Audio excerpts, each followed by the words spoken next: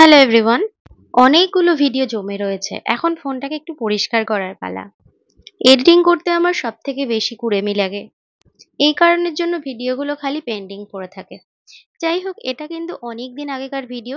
দেখো, আমার গলায় কিন্তু একটা স্টোল রয়েছে, মানে এটা ঠিক সেই সময়কার ভিডিও যে সময় শীত পুরোপুরি চলে যায়নি। রাজা চলে এসেছে আমার মেহেন্দি নিয়ে আর একটা চাদর নিয়ে। বুকিংটা ছিল মাঝদিয়া থেকে বেশ খানিকটা দূরে। জায়গাটার নাম আমার ঠিক খেয়াল নেই। আমরা যাচ্ছি মৌ, প্রিয়া, জ্যোতি আর আমি। এই সময় মেহেন্দির বেশ কয়েকটা বুকিং ছিল, সেই জন্য মেহেন্দি আমি অনেকটাই বানিয়ে রেখেছিলাম। আমার আরেকটা বুকিং ছিল শিমুরালিতে। আমি কিছুটা মেহেন্দি শিমুরালিতে নিয়ে গেছিলাম। তারপরে সেই রাতটা আরংঘাটায় থেকে তার পরের দিনকে আমরা মাঝদিয়ার বুকিং এ গেছিলাম। আর ওই যে বললাম বেশ খানিকটা মেহেন্দি আমি তৈরি করে রেখেছিলাম, সেটাই রাজাকে দিয়ে আনিয়েছিলাম। আমরা চলে এসেছি ব্রাইডের বাড়িতে। এটা গেট, আর গেটের মুখেই এখানে একটা গণেশজির মূর্তি বসানো রয়েছে। এই জিনিসটা আমার খুব ভালো লাগলো। আমাদের যে টাইমে পৌঁছানোর কথা আমরা ঠিক সেই টাইমে পৌঁছে গেছি। এবার চলেছি ভেতরের দিকে।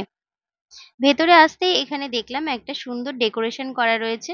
খুব ভালো লাগলো এই জায়গাটা, কিন্তু এখানে এখনো লাইটের কোনো ব্যবস্থা করা হয়নি, সেই জন্য একটু অন্ধকার অন্ধকার লাগছে। যাই হোক, আমরা ভেতরে এসে বসে আছি। ব্রাইডের মেকআপ কমপ্লিট হয়নি, সেজন্য সে মেকআপ করছে আর আমরা বাইরে বসে থেকে বোর হচ্ছিলাম, সেজন্য আমি ভাবলাম বেশ কয়েকটা ফুটেজ নিয়ে নিই। সম্ভবত এই জায়গাটা ছাদনাতলা। সম্ভবত নয়, হ্যাঁ, এই জায়গাটা ছাদনাতলাই হবে। এখানে একটা ছোট্ট তুলসী মন্দির রয়েছে, আর এই যে সেই ছাদনাতলা। এই ঝোলানো লতাগুলো আমার খুব ভালো লাগে, আমি বাড়িতেও বেশ কয়েকটা কিনে রেখেছি।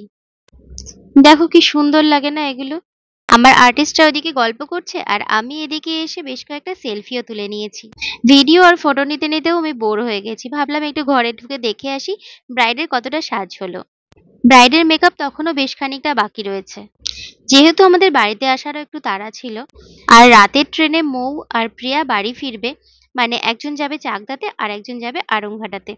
আর রাতের দিকে ট্রেনগুলো বেশ ফাঁকা হয়ে যায়, সেই জন্য আমি একটু চিন্তিত ছিলাম, যে কারণে আমি মেকআপ হতে হতে মেহেন্দি নিয়ে বসে গেছি।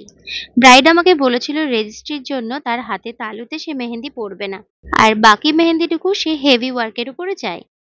তো আমি তার পছন্দ মতো অ্যাডভান্সের উপরে মেহেন্দিটা করেছি। ওইদিকে মেকআপ চলছে আর এদিকে আমি মেহেন্দি করছি। মেকআপ আর্টিস্ট এবং আমার কাজ করতে বেশ খানিকটা অসুবিধা হচ্ছিল বটে, তবে মেকআপ আর্টিস্ট ভীষণই কোঅপারেটিভ। সে আমার সঙ্গে ভীষণভাবে কোঅপারেট করেছে। মেন ডিজাইনটা আমি করে দিচ্ছি, আর ভেতরের যে বোল্ড ওয়ার্কগুলো সেগুলো আমার কো আর্টিস্ট করবে। আমারও বেশ খানিকটা কাজ এগিয়ে গেছে আর মেকআপ আর্টিস্টেরও মেকআপ কমপ্লিট হয়ে গেছে। ব্রাইড বলল নিচে যাবে, কারণ মেহেন্দি অনুষ্ঠানের ব্যবস্থা নিচে করা হয়েছে। আমরা বেশ খানিকটা কাজ করার পরে আবার নিচে চলে আসলাম।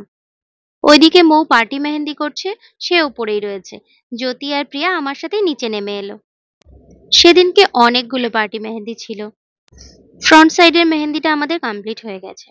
এই হলো ডিজাইনটা। যে জায়গাগুলো ভরাট করা বাকি আছে ওগুলো প্রিয়া করছে। আমার কিন্তু এভাবে টিমে কাজ করতে ভীষণ ভালো লাগে। আমি সবসময় চেষ্টা করি টিমে কাজ করতে। এতে করে ক্লান্তি যেমন কম আসে, তেমনি কাজ করতেও খুব মজা আসে। এখানে সুন্দর গান চলছিল এবং ব্রাইড খুবই সুন্দর ডান্স করছিল। কপিরাইটের ভয়তে আমি গানটা দিতে পারলাম না।